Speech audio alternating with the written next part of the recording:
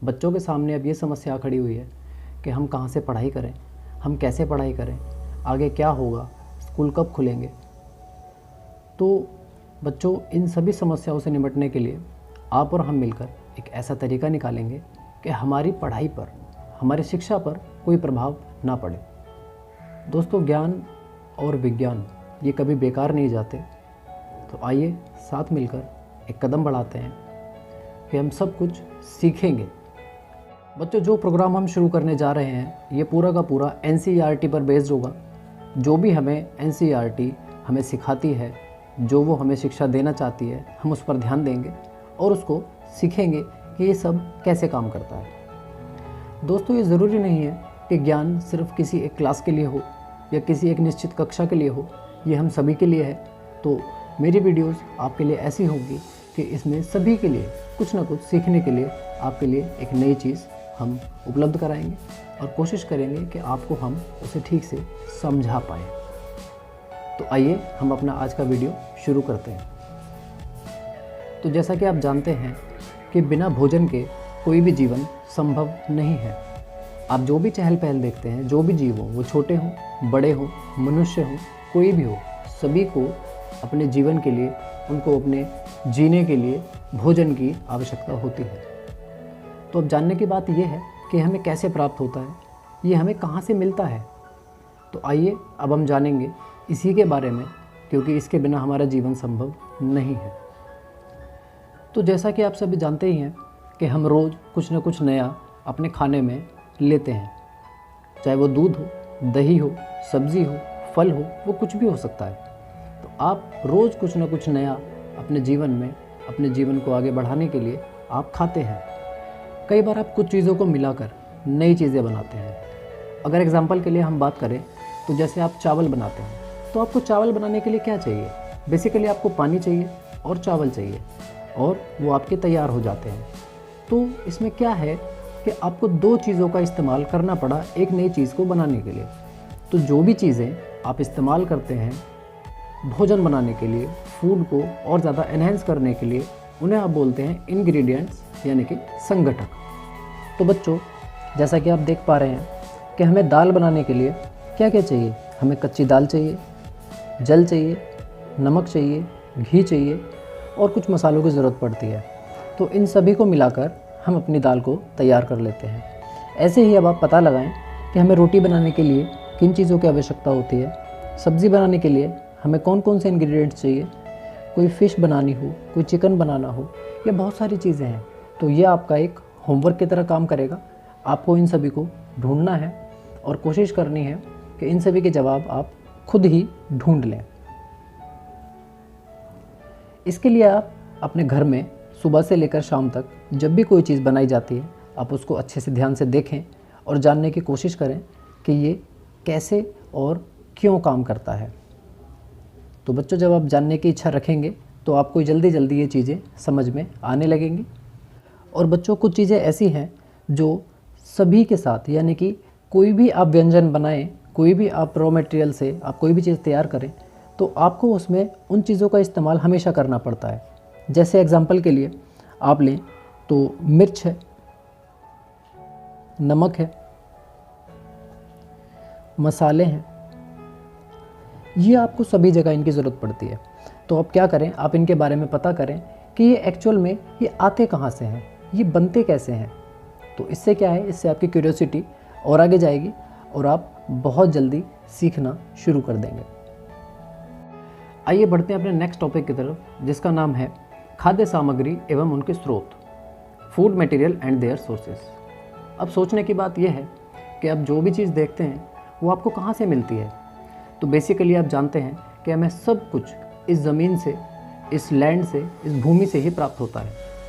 तो उसके लिए आपको कई बार खेती करनी पड़ती है, कई बार उसके लिए आपको बाग लगाने पड़ते हैं। तो बहुत सारी चीज़ें हैं जो अलग अलग एरियाज़ में अलग अलग तरीके से मैटर करती हैं। जैसे आपने कभी सफ़र किया होगा, आपने रास्तों में दोनों तरफ लंबी लंबी हरियाली की कतारें देखी होंगी। वो गेहूँ भी हो सकते हैं, वो चावल भी हो सकते हैं, वो कोई भी खाने की चीज़ हो सकती है। तो आप उनके बारे में पता कीजिए, उनके बारे में जानकारी हासिल कीजिए, अपने बड़ों से या कोई भी जो आपके साथ सफ़र कर रहा है, आप उनसे पूछ सकते हैं या आपने पूछा भी हो। तो अगर आप जानने के इच्छुक हैं, अगर आप सब कुछ जानना चाहते हैं तो एक बहुत ही अच्छी बात है। इससे आपको हर चीज़ आसानी से समझ आने लगती है। और अगर आगे बात करें तो कुछ चीज़ें हैं जैसे दूध, घी, अंडा, मांस, मछली, झींगा, ये सभी हमें सी फूड से या हमें कहीं ना कहीं जानवरों से प्राप्त होते हैं। तो कुछ चीज़ें हमें एनिमल से मिलती हैं और कुछ चीज़ें हम नेचुरली अपने लिए उनको हासिल करते हैं। तो आइए बच्चों आगे बढ़ते हैं और जानते हैं। जैसे कि हर चीज़ का एक समय होता है, एक ट्रेंड होता है। जैसे कभी लोग मांसाहार की तरफ ज़्यादा अग्रसर हो जाते हैं, ज़्यादा उसको फॉलो करने लगते हैं। एक्चुअल में अगर देखें तो अब जो मांस भी जो आपको मिलता है, जो भी चीज़ आप खाने के लिए इस्तेमाल करते हैं, वो कहीं ना कहीं पेड़ पौधों से ही हमें मिल रही होती है, क्योंकि उनको भी जीने के लिए पेड़ पौधे, घास, पौधे, फूल, बहुत सारी चीज़ों की ऐसी ज़रूरत होती है जो सिर्फ़ और सिर्फ नेचर से ही मिल सकती है, इस कुदरत से ही मिल सकती है। तो हमें अपने पेड़ पौधों के बारे में ज़रूर जान लेना चाहिए, भोजन के रूप में पौधों के भाग, कि हम किसी प्लांट का, किसी पौधे का कौन सा भाग खाने में किस तरीके से हम इस्तेमाल करते हैं। तो आइए जानते हैं। तो नंबर 1, सबसे पहले अगर हम बात करें, शुरुआत करें बेसिक फंक्शन, जो शुरू होता है जड़ों से। अब जड़ें हमारी 2 तरीके से होती हैं। सबसे पहले हमारी सेकेंडरी, यानी कि जो बिल्कुल बारीक बारीक जड़ें हैं, जो बिल्कुल नीचे का पोर्शन होता है, इन्हें हम बोलते हैं सेकेंडरी रूट्स, यानी कि द्वितीयक मूल। मूल और जड़ें दोनों एक ही बात है।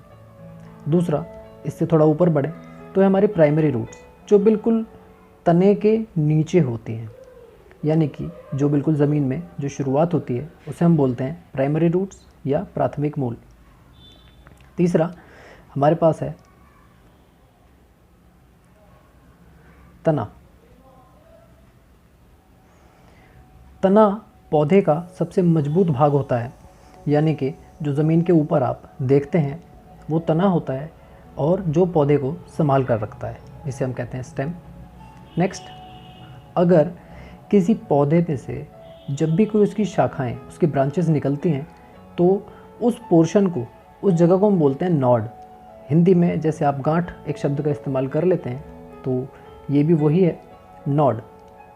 इसके बाद जब एक फूल बनने से पहले जब उसका अंकुर फूटता है तो उसे हम बोलते हैं बड। और सबसे ऊपर आएँ तो हमारा लास्ट में एक फ्लावर, यानी कि एक फूल होता है। तो ये तो एक बेसिक आधारभूत संरचना थी जिसके बारे में आपने जाना है। तो बच्चों, कुछ पौधे ऐसे हैं जिनका एक से ज़्यादा हिस्सा हम अपने खाने में इस्तेमाल कर सकते हैं। जैसे आलू की बात करें तो आलू का हम जो इस्तेमाल करते हैं वो पोर्शन है तना। तना यानी कि स्टेम, तो हम स्टेम का यूज़ करते हैं। दूसरी तरफ अगर हम बात करें सरसों,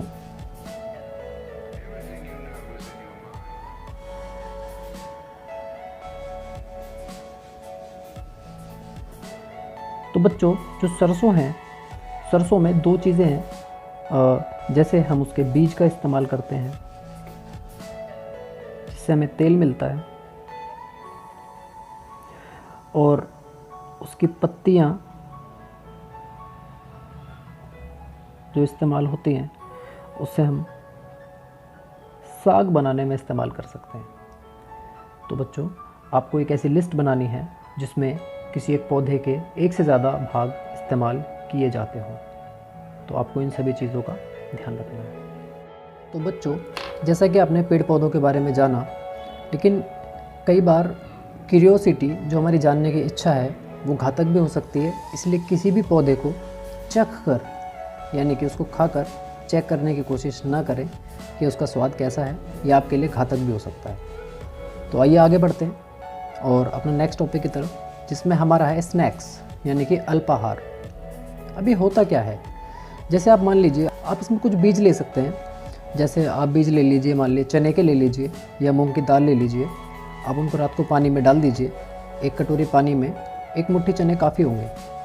तो आप सुबह जब देखेंगे तो आपको चनों के नीचे से एक सफ़ेद रंग की उभरती हुई आकृति नज़र आएगी, यानी कि इसका मतलब है कि हमारे बीज जो हैं वो अंकुरित हो गए हैं। हमारे जो सीड हैं, दे बिकम स्प्राउटेड। अब ये खाने के लिए बहुत अच्छे होते हैं, हेल्थ वाइज भी और आप इनको डेली खा सकते हैं। कई बार क्या होता है कि रात भर रखने पर भी हमारे बीज अंकुरित नहीं होते, स्प्राउटेड नहीं होते, तो आपको क्या करना है, आप उस पानी को फेंक दीजिए और दूसरा आप एक साफ़ कपड़ा लें और उसमें उन बीजों को गीले के गीले ही उसमें लपेट कर एक रात के लिए छोड़ दें या 12 घंटे के लिए आप उनको छोड़ दें। तो उसके बाद आपको ये स्प्राउटेड बीज यानी कि स्प्राउटेड सीड्स आपको मिल जाएंगे। आप इनका इस्तेमाल अपने डेली रूटीन में कर सकते हैं। तो बच्चों बढ़ते हैं अपने नेक्स्ट टॉपिक की तरफ, जिसका नाम है व्हाट डू एनिमल ईट, जंतु क्या खाते हैं। तो हम इनको 3 कैटेगरी में बांट सकते हैं। बच्चों इसी के आधार पे हम इसका पता लगा सकते हैं कि कोई जंतु क्या खाता है। तो उसकी पहली कैटेगरी है हर्बीवोरस, यानी कि शाकाहारी। ये ऐसे जंतु होते हैं, ये ऐसे जीव होते हैं जो सिर्फ पेड़ पौधों और उनसे मिलने वाले उत्पादों पर निर्भर करते हैं, यानी कि जो सिर्फ पेड़ पौधों का इस्तेमाल करेंगे खाने के लिए, घास, फूल, पत्ती। जैसे एग्जाम्पल के लिए गाय घास, भूसा, खली आदि खा लेती है। ऐसे ही हिरण होता है, वो भी घास और फलों पर ही निर्भर करता है। दूसरी तरफ अगर हम देखें तो दूसरी कैटेगरी है हमारी कार्निवोरस। तो जो कार्निवोरस हैं, इनमें क्या है कि ये सिर्फ और सिर्फ दूसरे जानवरों को मारकर ही खाते हैं। ये किसी भी दूसरे जानवर को, जीव को मारकर खा लेते हैं। तो उसके लिए आपके पास सबसे अच्छा एग्जाम्पल शेर, टाइगर का होता है। ये कभी भी घास फूस नहीं खाता, ये कभी रोटी नहीं खाता, ये सिर्फ और सिर्फ क्या खाता है, ये दूसरे जीवों को मारकर खाता है। अब जो इनकी तीसरी कैटेगरी है उन्हें हम बोलते हैं ओमनिवोरस, यानी कि सर्वाहारी। ये ऐसे जीव होते हैं जो पेड़ पौधों को भी खा सकते हैं और ये दूसरे जीवों को भी खा सकते हैं। जैसे आप कुत्ता देखते हैं तो कुत्ता रोटी, मांस, दूध वगैरह ये खा सकता है। तो मैंने कई एग्जाम्पल इसमें लिए हैं, आप इनको अच्छे से पढ़ें और आप अपनी एक लिस्ट खुद भी तैयार कर सकते हैं कि जिसमें शाकाहारी, मांसाहारी और सर्वाहारी तीनों तरह के जंतुओं के बारे में आप जान सकते हैं। तो बच्चों अब आज के लिए एक सवाल ये है कि अगर हम मनुष्यों की बात करें यानी कि ह्यूमंस की बात करें तो आप इनको किस कैटेगरी में रखना पसंद करेंगे। तो आप ये मुझे कमेंट करके ज़रूर बताइएगा, आपके जवाबों का मुझे इंतज़ार रहेगा। और दोस्तों जैसा कि आप जानते हैं कि हमारे देश में आज भी बहुत से ऐसे लोग हैं जिन्हें भूखे सोना पड़ता है, जिन्हें खाली पेट सोना पड़ता है। तो कहीं ना कहीं हमें उनकी मदद करनी चाहिए। जहाँ हो, जैसे हो, जितने सक्षम हो उस स्तर पर उनकी मदद कीजिए। और शिक्षा के माध्यम से हम कुछ ऐसी नई तकनीक, ऐसी टेक्निक्स आगे फाइंड करने की कोशिश करेंगे कि जिससे हमारी फसलों के उत्पादन को बढ़ाया जा सके, ताकि सभी को सही समय पर भोजन प्राप्त हो सके। कोई भी हमारे देश में भूखा नहीं सोना चाहिए। तो इसी एक ध्येय के साथ दोस्तों आपसे लेते हैं अलविदा। फिर मुलाकात होगी एक नए चैप्टर के साथ, एक नई सोच के साथ। तब तक के लिए जय हिंद।